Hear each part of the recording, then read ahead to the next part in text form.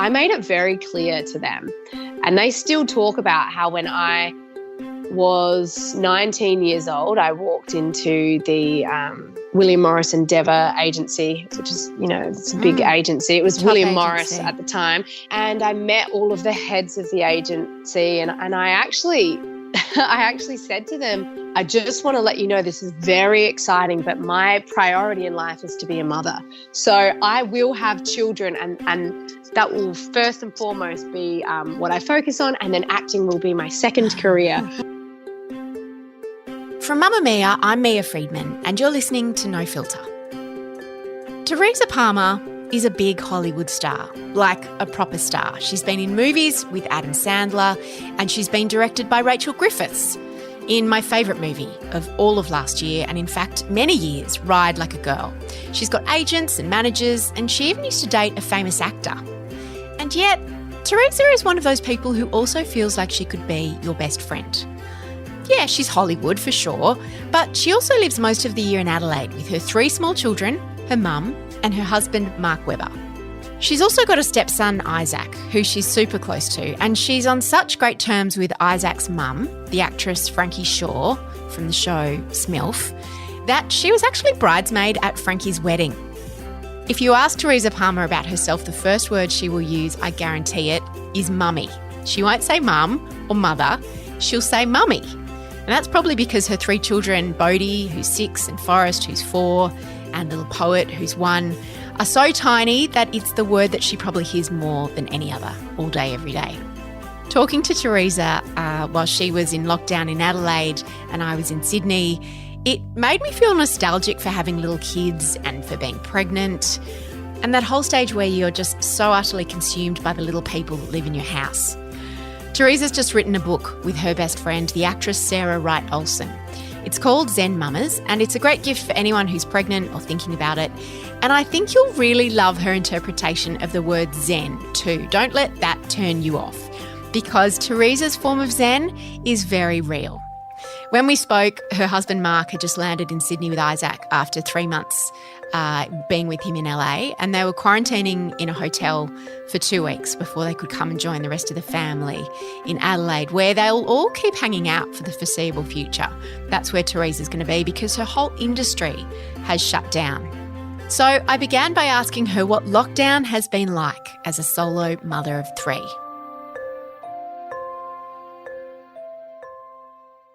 Every day feels different. I think some days I wake up and I'm in flow and everything's going really smoothly and I'm pat myself on the back and I think I'm all that and I'm doing a great job. And then the next day I wake up and I have a whole heap of mummy guilt that feels like I'm going to drown in it. And, I had that day yesterday where I just felt awful. I was talking to my 3-year-old's teachers about how he's really feeling out of sorts emotionally, and my husband's been away now for 2 months, and just that mummy guilt of, oh, how come I'm not seeing that? How come I'm not enough? And how can I emotionally regulate my 3-year-old whilst also having all of them on my own and doing school runs and drop-offs and just feeling bad, oh, maybe he fell through the cracks. And it was just one of those days. And then today I woke up with a different perspective and I thought, this is good. This is a great reminder just to check in and reconnect with him and find some flow again. And I'm really trying not to be hard on myself. I'm just trying to take it easy and realize we're in unprecedented times. I think if everything was normal right now and my husband was here, I'd probably be finding it a lot easier, but it's okay. I think it's okay. And that's all a part of parenting, isn't it, really? You said Mark's been away for 2 months. Can you talk me through your lockdown and your quarantine? I was surprised to even hear that you were in Australia. Explain for people who don't know your sort of family setup. Yeah, sure. So we're a blended family and we live between America and Australia. I have a 12-year-old stepson who's beautiful. His name's Isaac. He's the reason I wanted to be a mummy. And he lives in America most of the time. So my hubby is a really hands-on father and wants to be with him all the time. So we basically fly back and forth to see him because of lockdown. As you know, there are travel restrictions, so Australian citizens aren't able to travel. So my husband, being American, was able to travel. So we made the decision that Isaac really needed him over there, and that Mark would go and be with him. And luckily enough, we applied for an exemption to have them both come down to Australia, and we were just granted the exemption about 2 weeks ago. Oh. And so now they're both coming to Australia for further quarantining, but at least we'll be together, which is really lovely.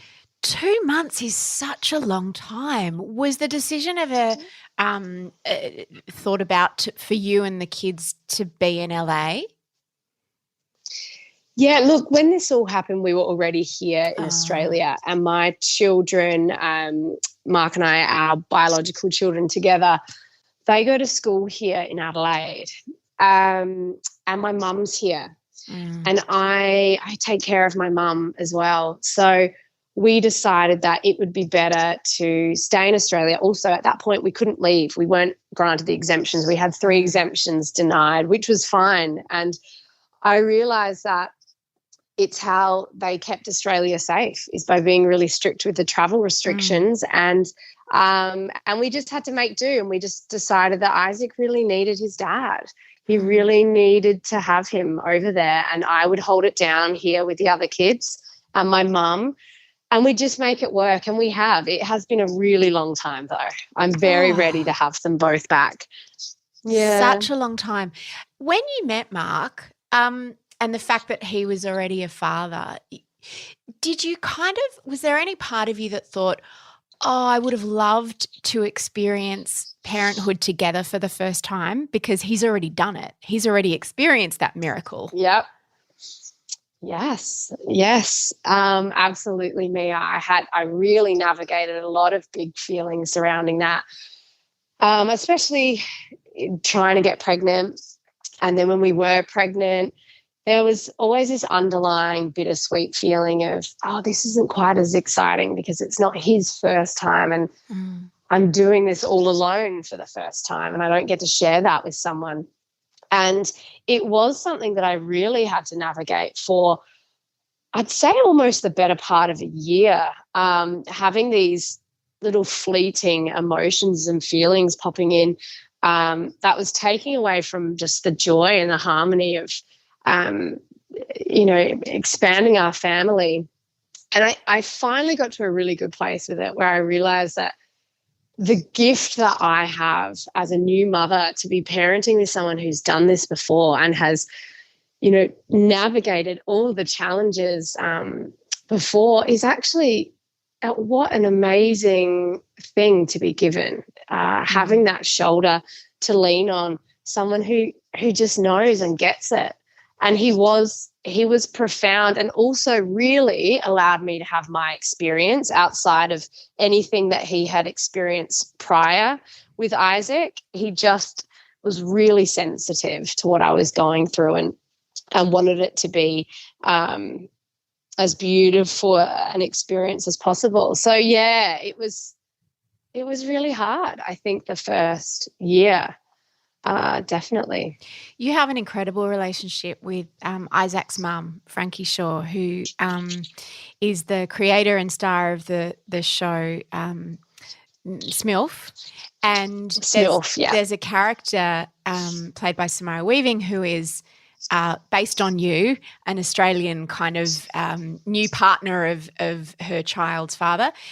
And I mean, like, your relationship is, talk about blended family goals. I saw a picture of when you were pregnant with your second child. You were on a red carpet with her. I think she directed you in a film, and she left a caption on the photo saying something like, Teresa, you're such an incredible mummy. I wish it was me in your belly. And you were a bridesmaid at her wedding. Was it always like that from the start? No, it wasn't.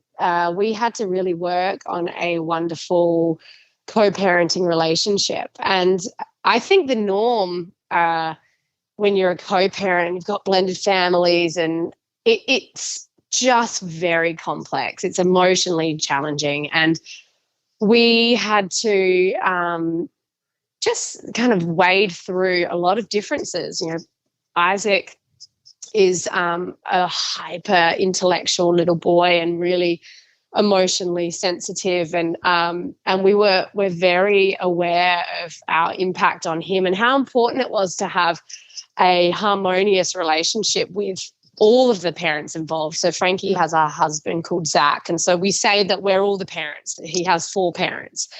But there were moments where Frankie and I did not see eye to eye, and Mark and Frankie would be in fights. And it has been a really long journey to get to where we are.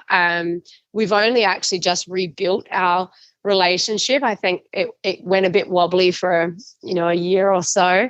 And we've gotten back to a place of compassion and love and kindness and just wanting the best for Izzy, just communicating about all the things that he needs. It's a complicated situation to be the only child bouncing between 2 homes. And that's where I grew up. I grew up bouncing between 2 homes and other siblings at one house and then no siblings at another house. And it's daunting as a child to have that experience. So we just want to make sure that he's supported in the best ways.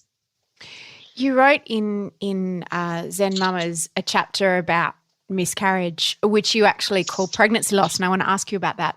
First of all, thank you for writing that chapter, because when I experienced pregnancy loss in my second pregnancy, exactly the same time as you, and sort of I had a child who was about the same age as Bodhi when I was pregnant.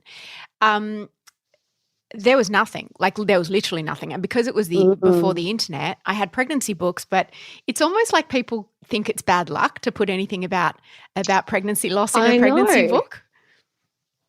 I know.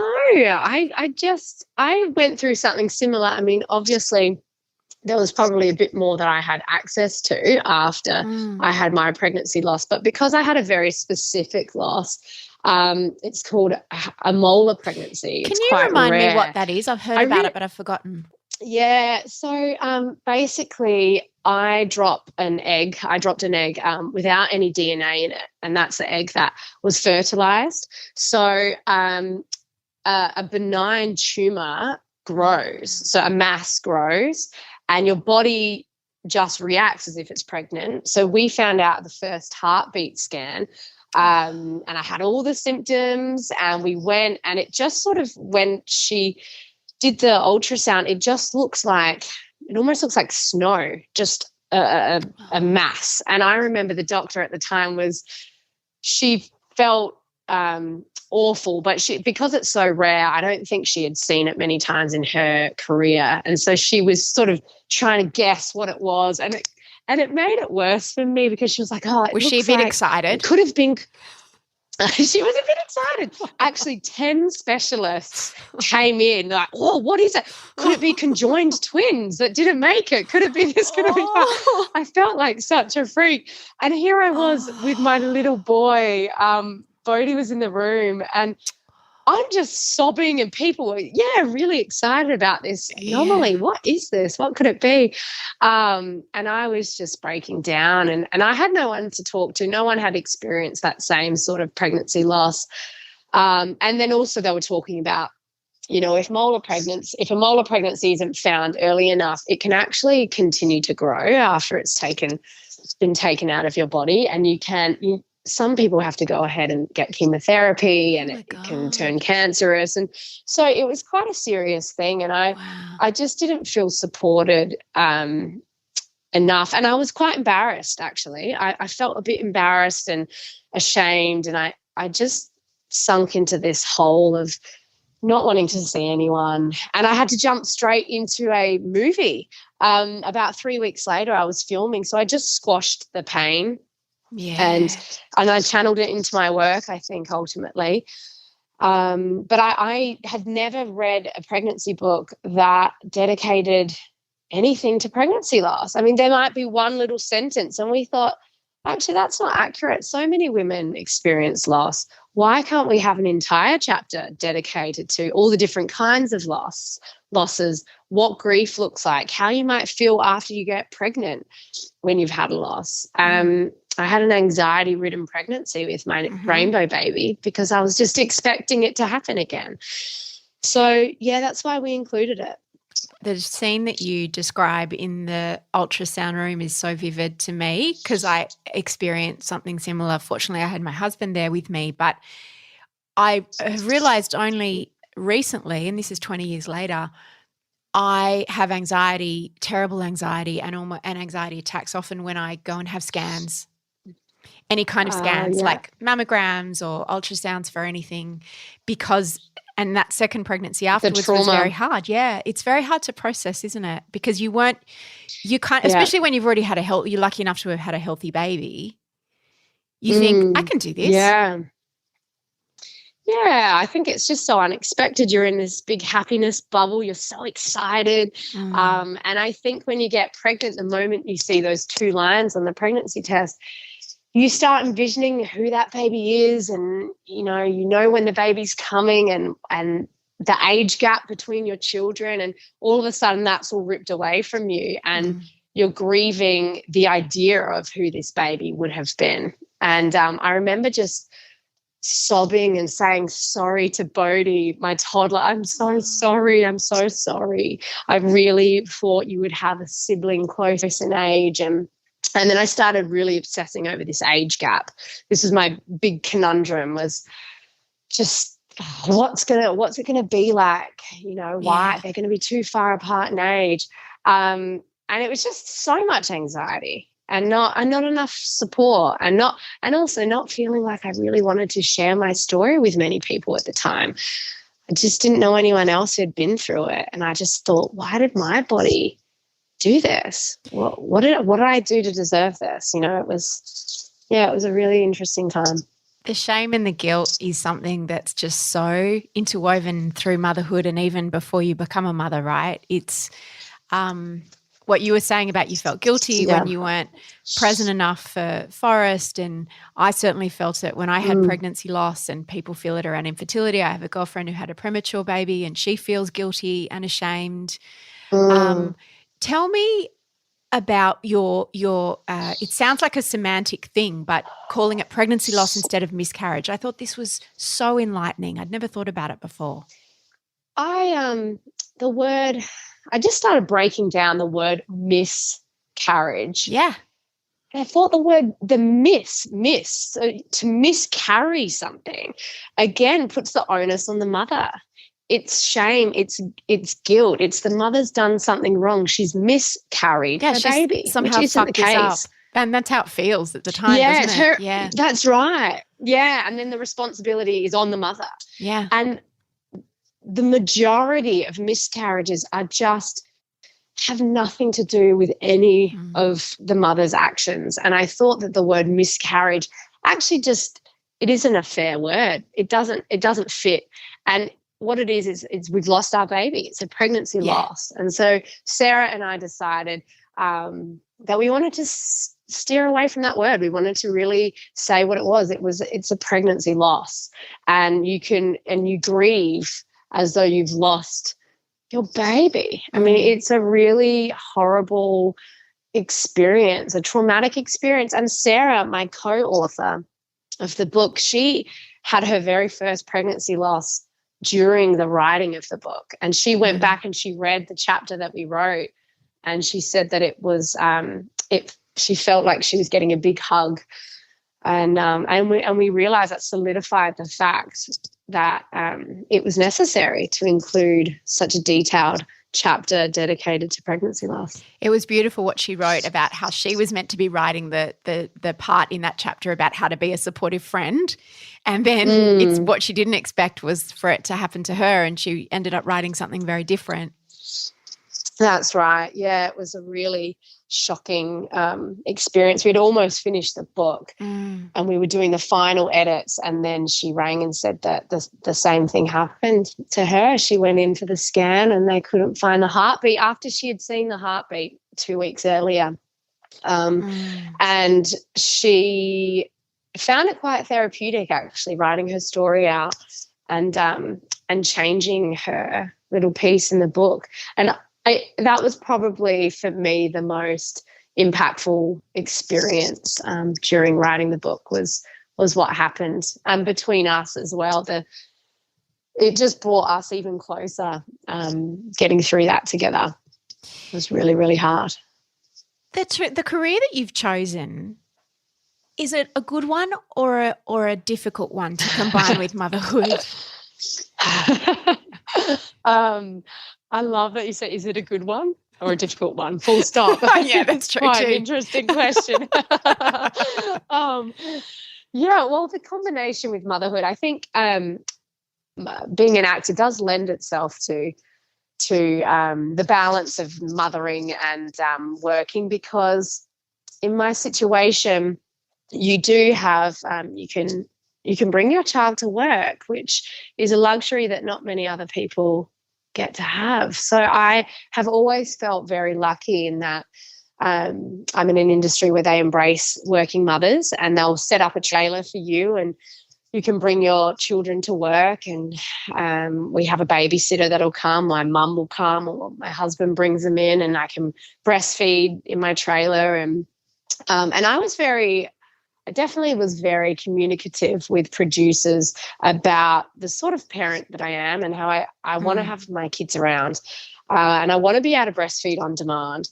So that means just making it a priority for them, which has been lovely. They've carved out breastfeeding breaks for me throughout my show, A Discovery of Witches.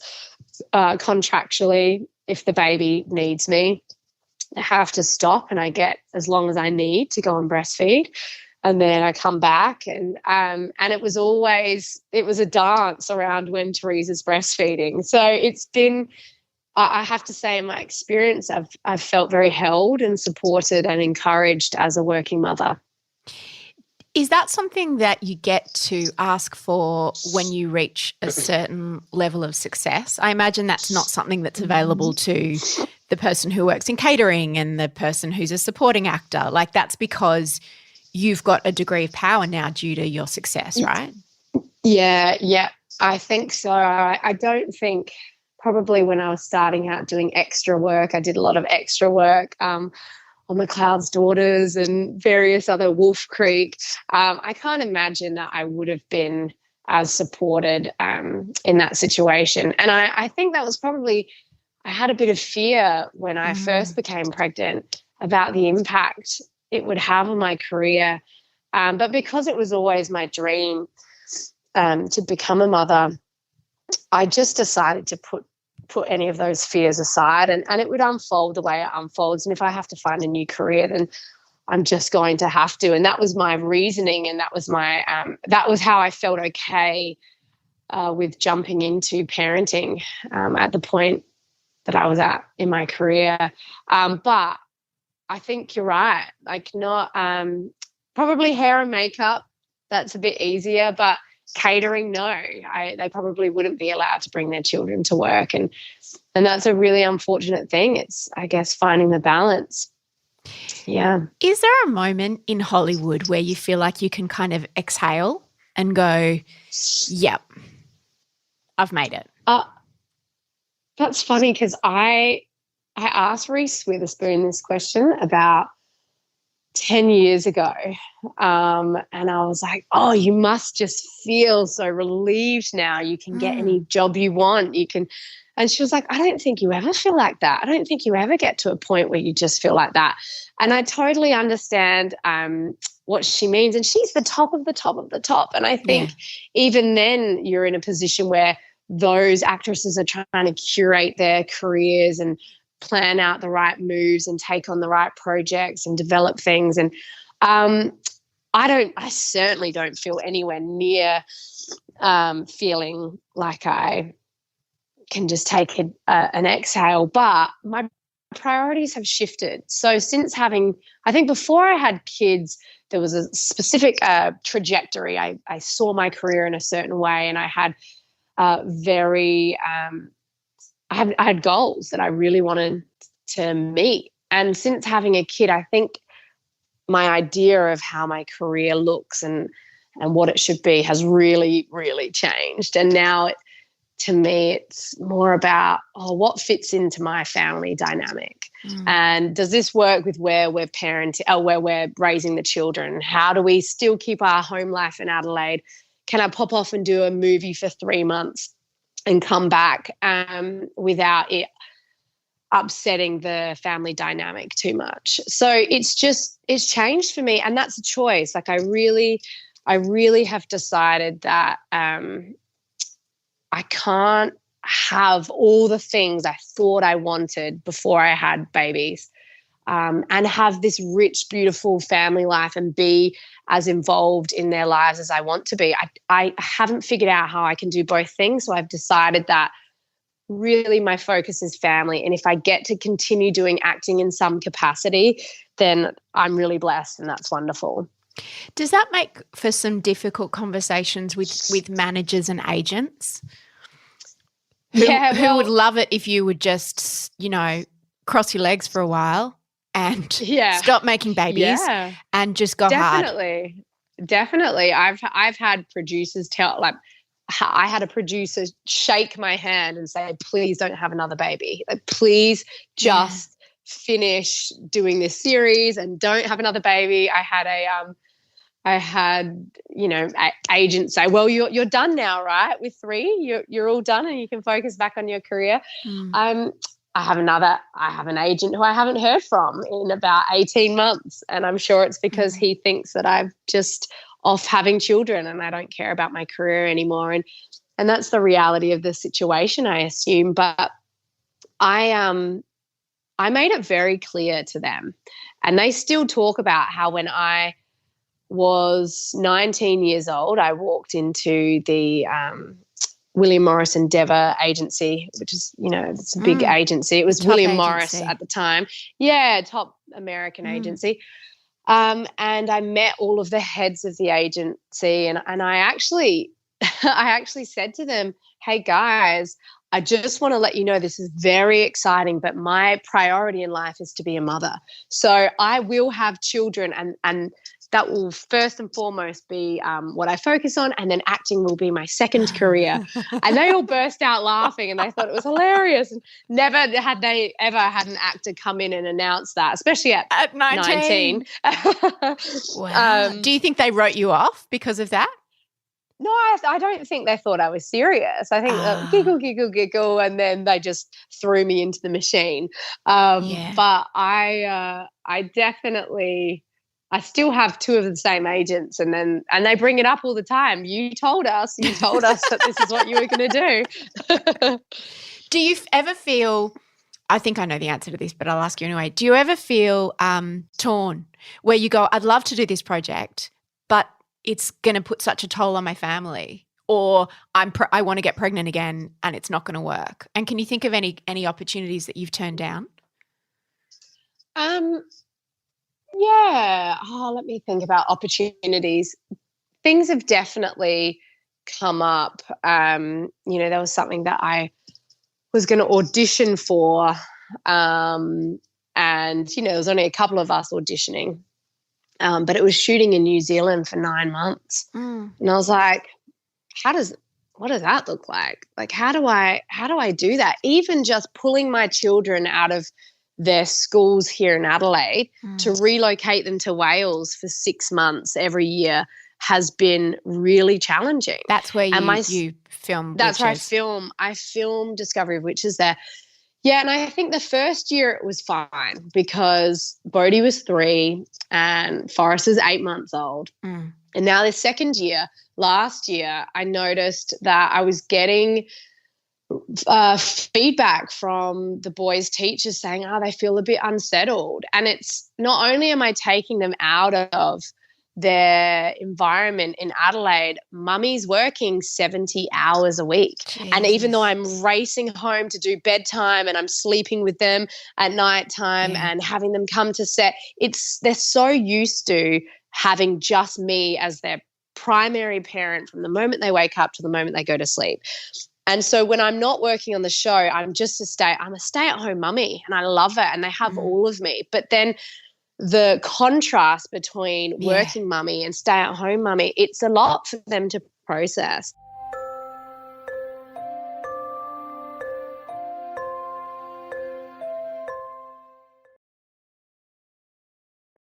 Rachel Griffiths directed you in Ride Like a Girl, which honestly, I haven't spoken to you since I've seen that movie 3 times. I love you. Twice in the movies, paying money, and then also streaming, paying money. But I took I went by myself the first time to one of the premieres, and then I took my daughter and a whole bunch of her friends and my son, and then we all watched it again at home. Like, we're obsessed with it, and you just were extraordinary in that. Was Rachel a mentor to you? Or I imagine you have her on speed dial. Like, do you talk to her about – because she had little kids. She's got 3 little kids. Yeah. She also had this issue. What advice does she give? I actually did. Because I really want to have another baby. I can tell. I really want to have another one. I heard. Do you know how I know? Because I heard you doing another interview, and you talked about the birth experience with Poet, and you were talking about having all these women around you, and you said, and it was so amazing giving birth to my first daughter, and I'm like, oh, my first daughter. my first daughter. She's not finished. I know. I really want to have more babies. How many more do you think you want to have? Oh, I would, if it was up to me. Yeah. But it's not entirely up to me. I'd love to have 2 or 3 more. Yeah, I agree. I would love to. My husband's done. My husband's done, but he definitely would be open to having another one. And I did say to him, I do feel like if I have another baby, all of a sudden I'm that actress who has 4 kids and her stepson, that's 5 kids. And then they've got to fly the entire family and my mum, who travels with us a lot. I don't like leaving my mum on her own. And then all of a sudden it's like they would be picking between the actress who has 1 child or the actress who has no children and the one that comes with this big traveling circus. I said to Mark, I think that's going to be the nail in the coffin of my career if we have another one. And he you know, my husband's such a radical, and he just marches to the beat of his own drum, and he's like, you've got to do you. You just do you. And I was like, you know what? You're totally right. I'm going to lean into what I want. And that's what Rachel said to me too. I've rung her about this, and she says, be a mum, be a mum, and the right projects will come your way. The projects that you're supposed to do will embrace the fact that you're a mother and love it and think that that's actually an amazing thing for the film, is that you're so dedicated to being a mum. And she was my biggest fan as a mother on Ride Like a Girl. She loved having my kids around. She was such an inspiration to me, and she told a beautiful story and made an incredible film. And I'm just so thankful to her that she knew that this was a special story that the world had to be introduced to, and also that she picked me. She picked the person that is a mummy with 2 little boys, and that she knew I would be spread thin, and she still chose me. And I'm really, really grateful to her that she did that. Were you worried about the physical risks of taking that job and the potential of something terrible happening to you? I mean, as we know, with Michelle Payne, she lost 2 siblings to racing accidents, and Rachel tells the story of the time that the horse you were on just took off, and you could have been killed. Yeah. Has that changed the sort of – was that a consideration? Yeah, look, I think only until that moment, I was in the moment on the horse, it came into my head. I was like, oh, I could die right now. Like this is my moment right now. And I was mic'd, so I had my mic on, and I haven't listened to it, but other people have listened to it. And I am in full prayer mode. I'm praying to my Nana, who died actually yesterday, 9 years ago. And I was like, I'm a mummy, please, make sure that I don't die.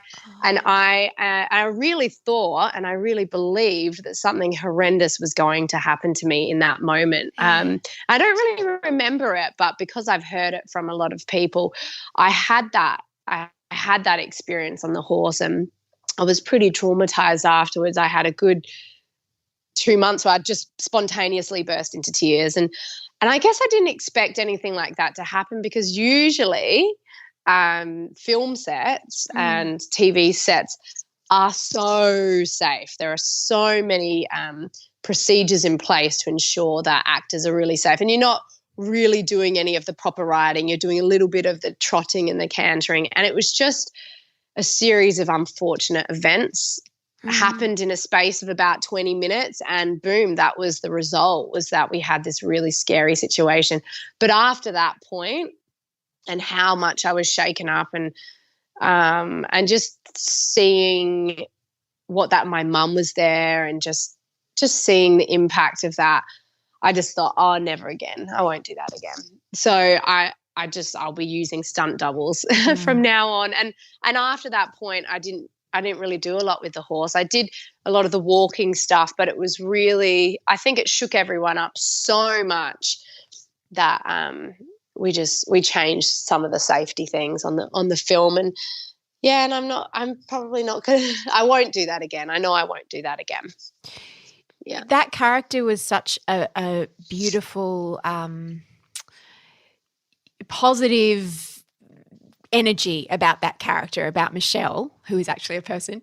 A real person. Yeah. And so I imagine bringing that home to the kids was not a problem. But with some of the darker roles that you've played, how do you wash that off you before you sort of get into bed with the kids or interact with them on set, like even when you break from a scene and go and breastfeed Poet or play with Bodhi or Forrest? How do you make that transition? I've just always, there are some actors that really stay in character and stay in the accent, and I've never been able to do that because I just feel like too much of a phony. And I also like taking a break. I'll be in the character, and then as soon as I cut, I like just sort of going back into my own person. And probably to my detriment, I'm sure I could reach an even, a deeper level of being within the character if I stayed within it. But given my life and my circumstances and being a mum, and I can't do that. Do you have a process where you shake it off? Well, nothing specific. I definitely use a lot of music. I have music that I listen to, and I think having the kids around set is just a very easy way to shake it off. Berlin Syndrome was probably the darkest thing I've ever done, with Kate Shortland directing. And that one I would say was more challenging for me. And that experience taught me that unless I would prefer not to choose film roles like that in the future, unless I've really set myself up and given myself the space to be able to delve into a character like that, and to be able to go through a process of cleansing that person from me. And that's really, really hard given the fact that I have 3 children. So never say never, but I think in the future those sorts of roles are going to be quite far and few between in my career. It's so challenging. It's said that emotionally. The most important career decision a woman can make is the partner she chooses. Oh, yeah, that's beautiful. How did you and Mark meet? We met through Twitter. I thought you were going to say Tinder.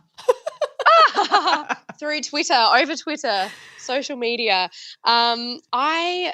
It was funny. I was in New York City. I was staying in the Bowery Hotel, and I had just had my heart smashed into 1,000 pieces. And my ex-boyfriend, that night I saw these paparazzi photos of him and this woman that he'd been with. Oh my God, who was it? My ex was Scott Speedman, was his name. I remember him. Yeah. So he obliterated my heart, and I saw these photos and of him and his co-star, and it was just an awful ending to our relationship. And it was I was in a really sad place, and I decided to Google other actresses who were doing better than me in my career. Oh, good. So I was like, good idea. Oh, good idea, kick him when you're down, So I typed in like Amanda Seyfried, enter. And I was like, oh, she's got another movie. She's got another movie at the Sundance Film Festival. Oh, of course she does. Her career is doing so well. Oh, goodness. And then I actually looked at the trailer of this film she had at Sundance, and I was like, oh, this looks really good. And I watched the trailer and I was like, oh, and I was crying by the end of the trailer, and I thought it was just so beautiful. And I decided just to tweet it out. I put it out there and said, oh, this looks amazing. This really looks like such a beautiful film. Everyone should check it out. And it happened to be Mark's movie that he directed. And he saw that I tweeted about his film. And so he started following me and I started following him. And that basically started 40 days of communication over email, where we wrote love letters to each other and we fell in love over email. Oh, that's so old world. It is. I know. I think that's probably the only nice thing that's ever come out of Twitter, ever. Out of Twitter. In history. We always say, yeah, and actually people have found our original tweets to each other and they've put them together. And I knew after about the second week of writing each other that he was my home. And it was that home feeling. It was so different from anything I'd experienced before. It was so different. And it was just that safe feeling. And I knew, I'm going to have all these babies with you. This is going to happen.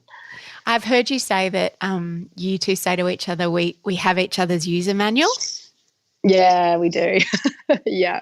And he went through a bit of a hard time after Poet was born, which is something I'd not heard of before.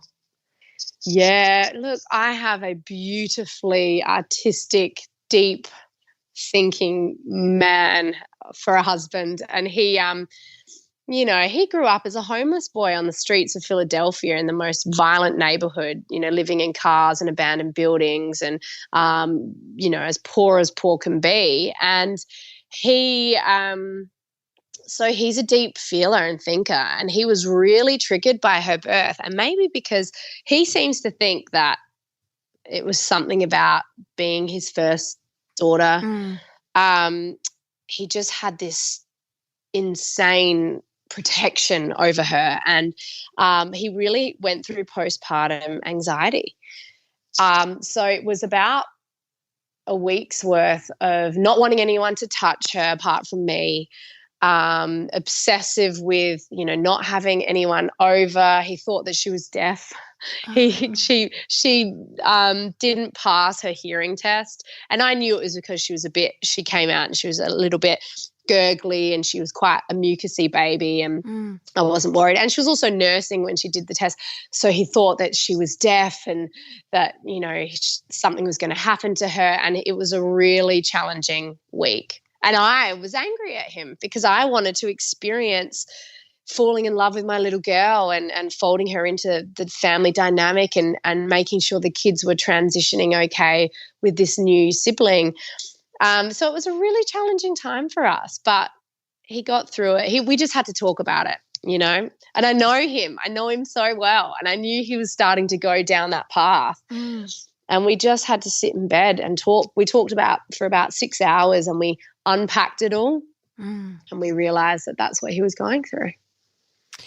You talk about intuition a lot and about following your intuition. Parenting, and when I say parenting, of course I mean mothering, has become really, really polarised. And this idea of there's only one way to do it, and I think that a lot of our judgment of other people come from our own insecurities that we're doing it wrong. Absolutely. But I just wanted to ask you, I totally understand about the idea of intuition, but some people apply that to medical things as well, like vaccinations, for example. Like it just doesn't feel right, the idea of vaccinating my baby, and it just doesn't feel right. I'm just following my intuition. It's possible to have alternate ideas is the wrong idea, but you can be a co-sleeping mother, you can be a mother who believes in attachment parenting, you can be a vegan mother and still believe in science, right? 100%. And believe in the power of vaccinating your children. Yeah. And the importance of doing that. Yeah. I think that there's no one way of, if you're a crunchy mother, these are all the ways that you are an earthy, crunchy mother. Or if you're, a helicopter parent, these are all the ways that you do parenting. I think it is, parenting is so unique and individual, and I do think you should follow your intuition, but absolutely science is a massive part of it. We are a vaccinating family, even though people might look at us from the outside and think that that's not something we would believe in, but we do. And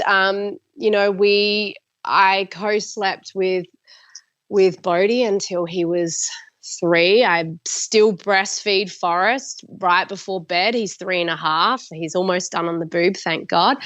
And we don't do things conventionally, but there are some things we really do conventionally. But again, like I don't ever want to be sitting in a place of judging anyone.